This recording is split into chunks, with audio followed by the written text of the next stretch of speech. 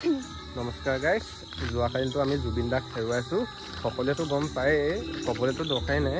তো আজি মানে আমাৰ গাঁৱতে শ্ৰদ্ধাঞ্জলি জনাইছোঁ, মানে ৰাইজবোৰ গোট খাই।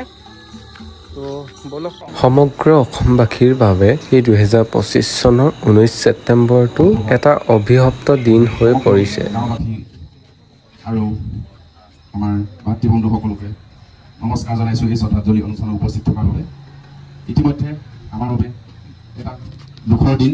ইতিমধ্যে সকলোৱে গম পাইছে, যোৱাকালি আমাৰ অতিকৈ মৰমৰ, অতিকৈ শ্ৰদ্ধাৰ এজন মৰমৰ শিল্পী, যাৰ সংগীত আমি সৰুকালৰ পৰাই শুনি আজি পৰ্যন্ত শুনি আছিলোঁ, সেই শিল্পীজন আজি আমাৰ মাজৰ পৰা অন্তৰ্ধান হৈ গ'ল।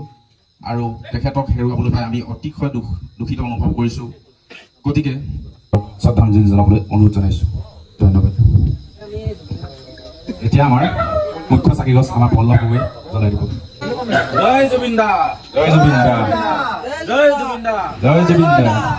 যোৱাকালি আমাৰ বাবে এটা অভিশপ্ত দিন বুলি ধৰিব লাগিব, কাৰণ আমি অসমীয়া জাতিটোৱে এটা মূল্যৱান সম্পদ হেৰুৱাইছোঁ। সকলোৰে প্ৰিয় হোৱাৰ স্বত্তেও ভগৱান কিয় ইমান নিষ্ঠুৰ বাৰু? ভাল মানুহবোৰক কিয় ইমান সোনকালে ভগৱানে তেওঁৰ ওচৰলৈ লৈ যায় বাৰু? আজি পৰ্যন্ত বিশ্বাস হোৱা নাই যে জুবিন দা আৰু নাই। এনেকুৱা লাগিছে এইটো এটা সপোন, শুই উঠিম চব ঠিক হৈ যাব। জয় জুবিন দা, জুবিন দা অমৰ হওক। জুবিন দা, আপুনি য'তেই আছে ভগৱানে আপোনাক কুশলে ৰাখক।